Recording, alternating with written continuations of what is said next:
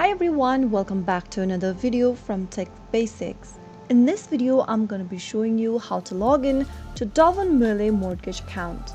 So to log into Dovenmuehle Mortgage account, first of all, you'll need to visit the Dovenmuehle Mortgage homepage.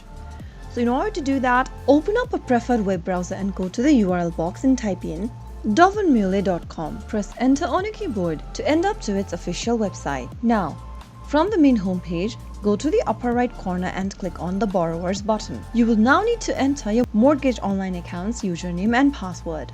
Type in your correct information in the text boxes. If you don't remember either of those information, you can get help by clicking on Forgot Username or Forgot Password. After filling in the credential, click Login, and you will then be able to log into your Dovenmuehle Mortgage homepage. Now you can access your mortgage details, make payments, and explore account-related options.